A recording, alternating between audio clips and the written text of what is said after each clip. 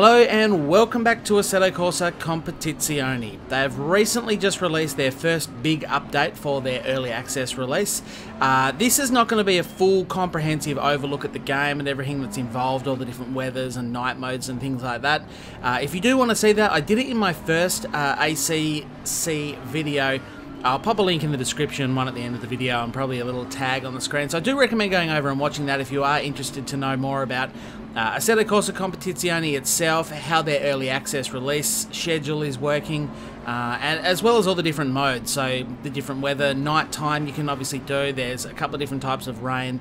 So I discuss all that in much more detail. This one, I just wanted to have a bit of a casual look at what they've added. So there's a huge list of updates they've put into this game.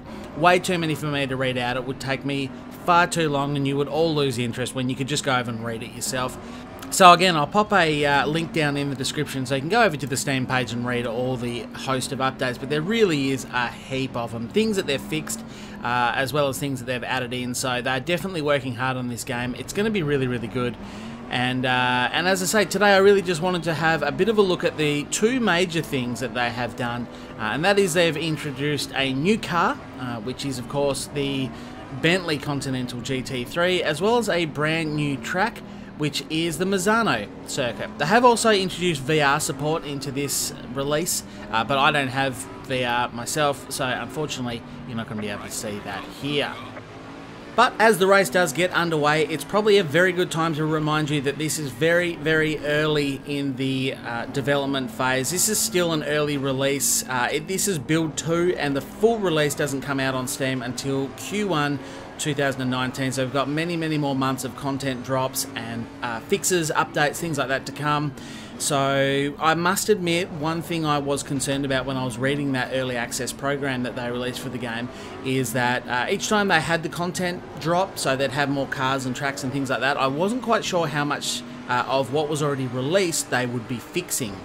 And one thing you can see from that long list of patch notes that they released is that they have been tweaking and adjusting what's already out there. So it's a good time to remind you what you're seeing on screen here may well change quite dramatically by the time it is actually released at some stage in the first quarter of 2019. Now, one thing that they did put in that list as well is 3 points I do want to read out. By the way, there's just a little glitch, a little bug there. I'm just trying to hold the button down to look right so I can see out of my rearview mirror. And for whatever reason, it was just flashing around there, not doing what it was supposed to. Just a little bug, so I haven't picked up on a huge amount of proper bugs and issues. They are still there in the game, popping up occasionally, but it's not too bad, all in all. But yeah, 3 things I did want to read out they're these, I'll just read them. Fine-tuning of hurricane suspension geometry and dampers, fine-tuning of tyre model camber gain, IMO heat range and more, and force feedback option screen sliders, dynamic damper, road effects.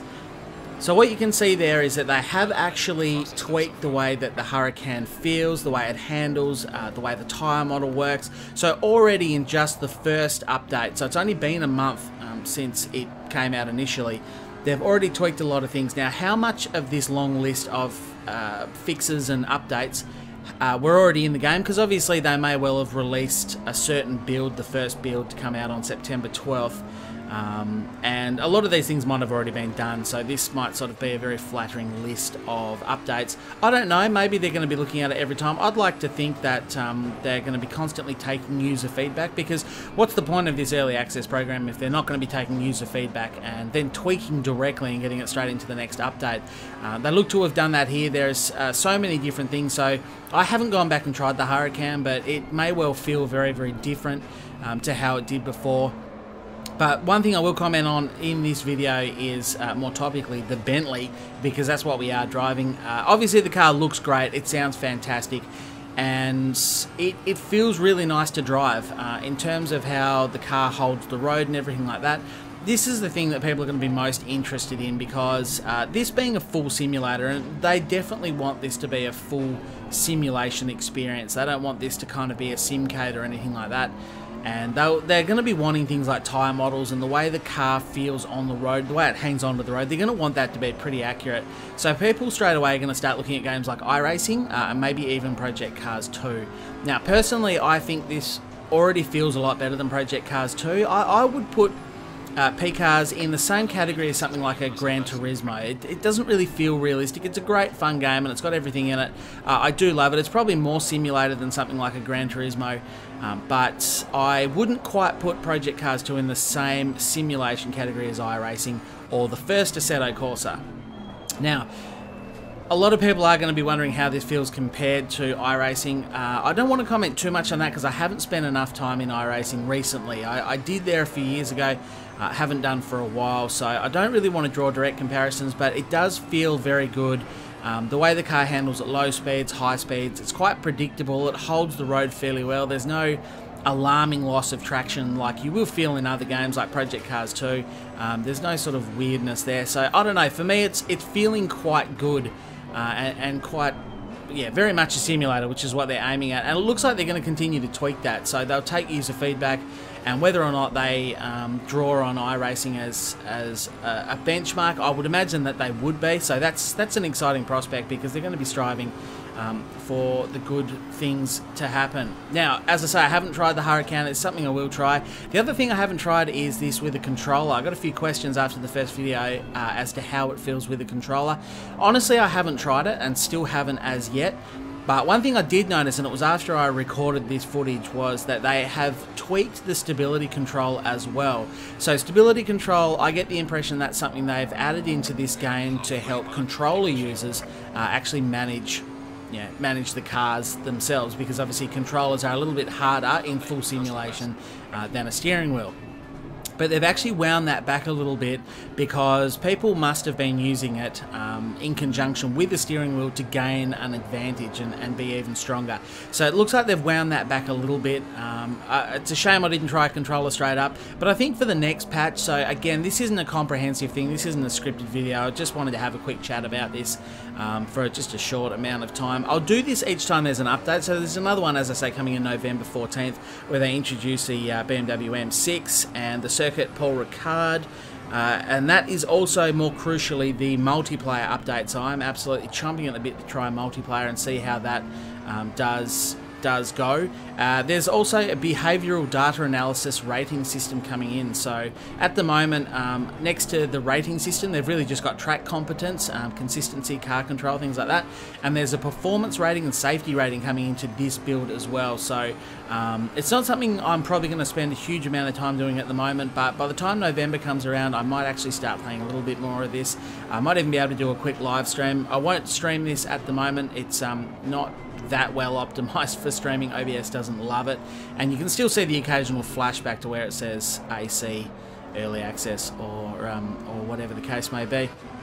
But the car feels good, it sounds good, it looks fantastic. The circuit itself, I was a little bit excited to see that Misano World Circuit was coming to this, because of all the international tracks around the world, I've only ever been to one outside of Australia. I've been to the Australian ones, but outside of Australia, Misano is actually the only one I've ever been to. I went to a MotoGP race there back in 2008 and watched Casey Stoner fall off, but Valentino Rossi win, which was great as well. So that was quite cool, and I really enjoyed being at the track. It is a very bright and vibrant track, so if you're sort of sitting there going, this looks very, you know, some people say cartoony when they see a lot of colour. Having been to the actual track, it's a very colourful track. I was there on a fine day, and yes, all the ripple strips are really red. The grass is really green. It's a very vibrant place, and all the pictures I took prove that. So I don't mind that this does feel very bright and colourful, because the real track actually did.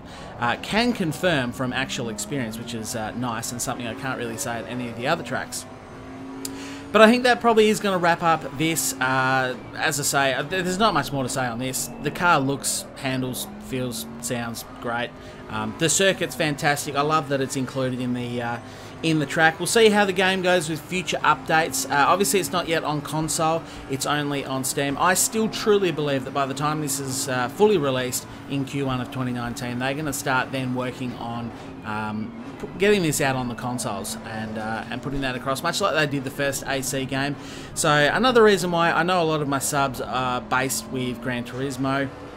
and a lot of you are console users as well, so you might be wondering why you give an absolute shite about this game, but I do believe it's going to come to console, so it's kind of cool for you to see the updates as they happen, and the fixes and where it started, where it ended up, and you can get a little bit excited as well for the console release, which I don't have any confirmation will be happening, but I strongly believe that it will be. So anyway, nice casual video. Thank you very much for watching, and if you've stuck around to the bitter end, then you are an absolute gem. If you have enjoyed the video, remember to leave a like and hit subscribe to see more content. There'll be more Assetto Corsa videos coming up as they do release, and yeah, we'll be going from there. So thanks very much for watching. Bye for now.